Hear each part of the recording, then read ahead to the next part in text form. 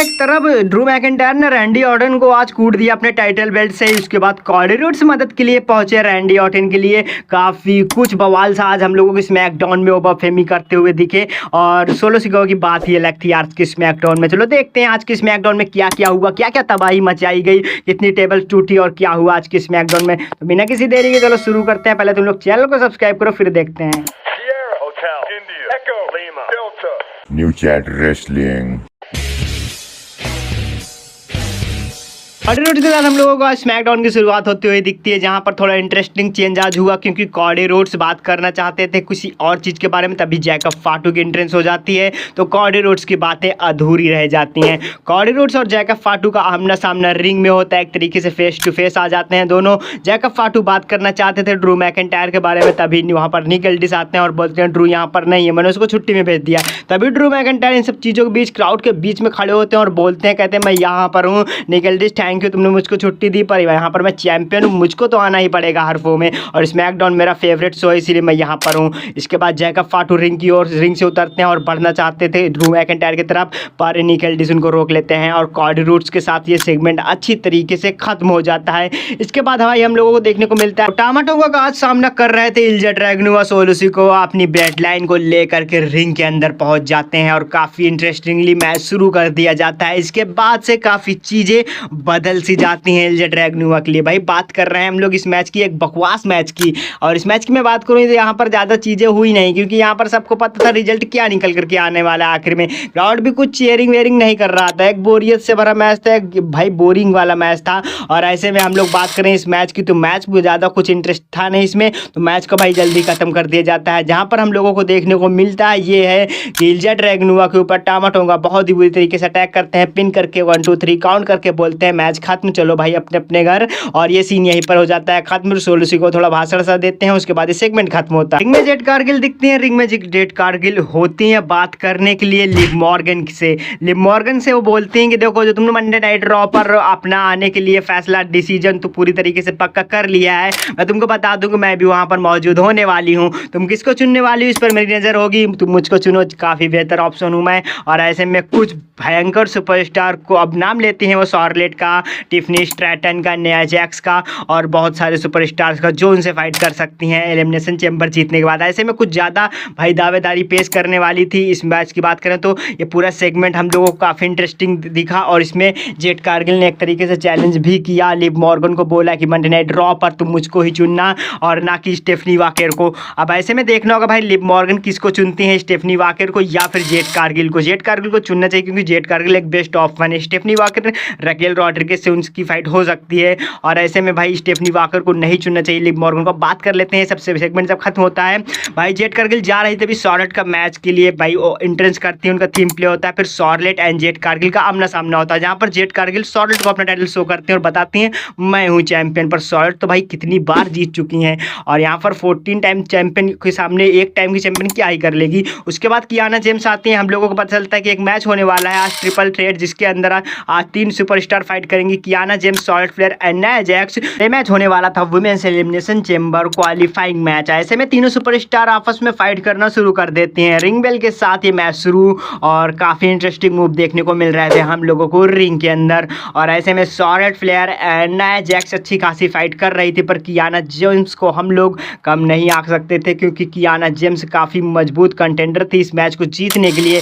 ऐसे में सामना होता है उनका शॉर्लेट और न्या जैक्स से, जहां पर शॉर्लेट फ्लेयर एक अच्छा परफॉर्मेंस दे रही थी, तभी न्या जैक्स के ऊपर सभी लोग भारी पड़ने की कोशिश करती हैं, जहां पर शॉर्लेट एंड कियाना जेम्स दोनों भाई एक एक करके पावर बम खाती हैं। उसके बाद हम लोगों को देखने को मिलता है न्या जैक्स का भाई वो खतरनाक रूप जिसकी वजह से वो जानी जाती हैं, वो सब हरकतें करती हैं अपनी। उन सब चीज़ों के बाद हम लोगों को देखने को मिलता है कि शॉर्लेट फ्लेयर पूरी अटैक में मैच को खत्म करने की प्रयास में है। शॉर्लेट फ्लेयर जाती हैं अपने फिनिशिंग मूव की तरफ, तभी वहाँ पर कुछ इंटरेस्टिंग चेंज होता है कि भाई कियाना जेम्स आती हैं, कुछ अलग सा भाई करने की कोशिश करती हैं और ऐसे में वो मैच निकाल ले जाती हैं, एलिमिनेशन चेंबर के लिए क्वालिफाई कर जाती हैं। होता क्या है चलो उसके बारे में बात कर लेते हैं। तो नाया जैक्स के ऊपर एक लॉक लगा दिया था और फिनिशिंग मूव के साथ फिनिश करने जा रही, तभी कियाना जेम्स आती हैं, शॉर्ट फ्लेयर को उनके ही फिनिशिंग मूवमेंट एक तरीके से पिन कर देती हैं। उनका कंधा भाई पूरी तरीके से छुआ हुआ था एक तरीके से रिंग को, तो इसी वजह से 1 2 3 काउंट भी हो जाता है और मैच खत्म भी हो जाता है और सरप्राइजिंग मैच को जीत जाती हैं कियाना जेम्स, जहां पर फेवरेट थी शॉर्ट फ्लेयर। तो काफ़ी इंटरेस्टिंग चेंज हो चुका है। अब एलेक्सा ब्लिस की मदद के लिए रिंग में कोई नहीं होने वाला। एक तरीके से शॉर्लेट और एलेक्सा के लिए एक ये बढ़िया न्यूज है, क्योंकि अगर शॉर्लेट और एलेक्सा दोनों एक साथ होती तो कुछ ना कुछ गड़बड़ जरूर करती। अब ऐसे में ये मैच हम लोगों को देखने को मिलता है एक और मैच, जो कि यहाँ पर आज ओबाफेमी का सामना करने के लिए किट विल्सन तैयार थे। एक तरीके से काफ़ी इंटरेस्टिंग मैच होने वाला था, क्योंकि ओबाफेमी लगातार इनसे फाइट कर रहे हैं और एक मजाकिया मैच बन करके रह जा रहा है हर बार की तरह। इस बार भी हम लोगों को स्मैकडाउन में कुछ वैसा ही देखने को मिलता है।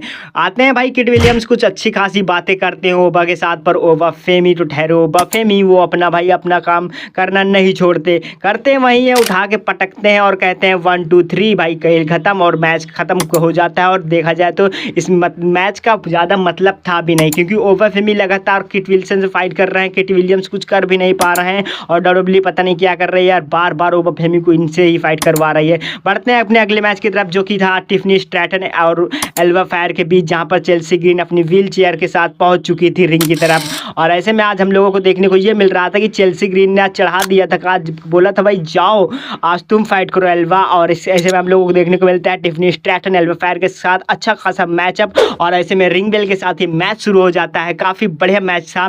और विमेंस डिवीजन की बात करूँ तो आज काफ़ी अच्छे मैचेस हम लोगों को देखने को मिले हैं। ऐसे में एल्वा फायर और टिफनी का ये मैच भी काफ़ी इंटरेस्टिंग था, लोग इसको पसंद कर रहे थे और अच्छा खासा चेयर अप भी मिल रहा था टिफनी को। अब ऐसे में भाई सीन कुछ अलग तब हो जाता है जब यहाँ पर चेल्सी ग्रीन कुछ हरकतें करने की कोशिश करती हैं। अब भाई ये सच है या क्या है कि भाई चेल्सी ग्रीन व्हील चेयर में आती हैं, फिर थोड़ा उनका नाटक से लगता है, बाकी सब चीज़ अलग हो जाती है। फिर हम लोगों को देखने को मिलता है एल्वा फायर और टिफनी स्ट्रैटन के रिंग के अंदर फिनिशिंग मूव्स, और उसके चलते टिफनी स्ट्रैटन ने इस मैच को भी अपने नाम कर लिया है। ऐसे में टिफनी स्ट्रैटन भाई लगातार मैचेस जीतती चली जा रही हैं। अब उनका एलिमिनेशन चेंबर में क्या सच में जीत पक्की होने वाली है, देखने वाली बात होगी। यार एक और मैच जहां पर हम लोगों को डेविन प्रीस्ट, ट्रिक विलियम्स और कार्मेलो हैज का एक इंटरेस्टिंग ट्रिपल थ्रेट मैच, वो भी एलिमिनेशन चेंबर क्वालिफाइंग मैच देखने को मिल जाता है, जिसमें काफ़ी इंटरेस्टिंग चेंज होने वाले थे आज इस मैच में। ट्रिक विलियम पहले से ही चीज़ें तय करके आए थे कि उनके हक में जाने वाला है सब कुछ, और ऐसे में कार्मेलो हैज तो सैमी जेन से भी बातें करके आए थे कि आज वो कुछ अलग करने वाले हैं।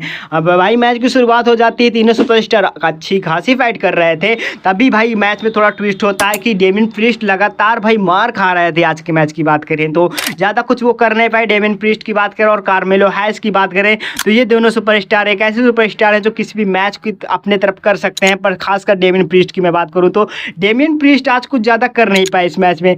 ट्रिक विलियम्स ने पता नहीं यार आज क्या क्या किया और मैच को एक तरीके से अपने तरफ ही कर लिया, और हम लोगों को देखने को मिल रहा है कि भाई ट्रिक विलियम्स को अच्छा खासा पुश मिल रहा है डब्ल्यूडब्ल्यूई की तरफ से। आज भी कुछ वैसा ही देखने को मिला, ट्रिपल थ्रेट मैच में डेविन प्रीस्ट हार गए और ट्रिक विलियम्स जीत गए और भाई क्वालिफाई कर चुके हैं एलिमिनेशन चेंबर के लिए। अब इसके साथ हम लोग बढ़ते हैं अगले मैच की तरफ। हमारा अगला मैच हुआ भाई गुलिया और रेयर रिप्ली के बीच में, जो कि काफ़ी इंटरेस्टिंग मैच होने वाला था। इयो स्काई आज इस मैच के लिए रिंग साइड मौजूद नहीं थी, रेयर रिप्ली अकेले आई थी और इसके साथ गुलिया के साथ उनकी फाइट थी। तो काफ़ी इंटरेस्टिंग मैचअप और मैच था, क्योंकि हम लोगों को फाइट करनी देखनी और मिलनी चाहिए अच्छी सी। तो वैसे में रेयर रिप्ली एक अच्छी सुपरस्टार है। वहाँ पर बात करें गुलिया की, जो हमारी वुमेन्स यूनाइटेड स्टेट्स चैंपियन भी है, और ऐसे में काफ़ी इंटरेस्टिंग भाई मैच चल रहा था, जहाँ पर हम लोगों को देखने को मिल रहा था कि रेयर रिप्ली को अच्छी टक्कर दे रही है गुलिया। और गुलिया की बात करें तो काफ़ी बढ़िया मैच चला, यहाँ पर हम लोगों को कुछ अलग सीन देखने को मिले। रेयर रिप्ली के साथ अच्छी खासी फाइट करती नजर आई आज गुलिया, और ऐसे में काफ़ी कुछ चेंज हो जाता है जब अचानक से लैश लेजेंड आ जाती हैं और रेयर रिप्ली के ऊपर अटैक कर देती है। मैच को रद्द कर दिया जाता है, मैच जीत जाती हैं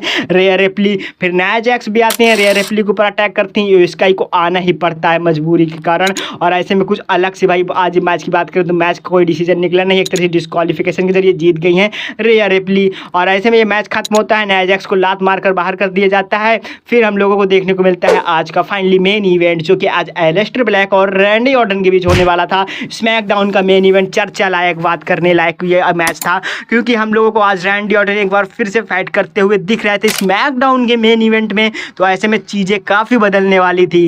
बात करनी होगी हम लोगों को उनके मैच की लेकर के, जो कि काफ़ी इंटरेस्टिंग जेलिना वेगा उनके साथ होती हैं, तो मैं तुम लोग समझ सकते हो एक तरीके से एडवांटेज होती है एलिस्टर ब्लैक के पास। अब ऐसे में रैंडी ऑर्टन से जब उनकी फाइट हो रही थी तो काफ़ी कुछ मज़ेदार मैच और कुछ अलग सी चीज़ें देखने को मिलने ज़रूर वाली थी। ऐसे में भाई बात करें तो एलिस्टर ब्लैक अच्छे खासे लॉक में डालते हैं रैंडी ऑर्टन को, पर रैंडी ऑर्टन भाई आज कुछ अलग दिखे, पर रैंडी ऑर्टन आज उतना भाई बढ़िया दिखे नहीं। मैच में हम लोगों को जैसा लग रहा था वैसा ही हुआ कि आज रैंडी ऑर्टन लग रहा था भाई हार जाएंगे एलिस्टर ब्लैक से, क्योंकि उनके सामने होती हैं भाई एक तरीके से साथ में ही होती हैं एलिस्टर ब्लैक के जेलिना वेगा कुछ अपना भाई करतब करने की कोशिश करती हैं, पर ज़्यादा कुछ वो हो नहीं पाता वहाँ पर सीन। पर ड्रू मैकिंटायर आते हैं, रैंडी ऑर्टन को टाइटल से भाई एक तरीके से मारते हैं, उसके बाद एलिस्टर ब्लैक की मदद हो जाती है, एलिस्टर ब्लैक रिंग में ले जाते हैं, रैंडी ऑर्टन को पिन करते हैं, खत्म होता है मैच और कॉडी रोड्स को भी आना ही पड़ता है। तो भाई ड्रू मैकिंटायर की वो भाई कुछ अलग से सीन है, कॉडी रोड्स और रैंडी ऑर्टन को क्या सीन है मैं अगली वीडियो में जरूर बताऊंगा। आज की स्मैकडाउन में बस यही, वीडियो पसंद है वीडियो को लाइक कर दे।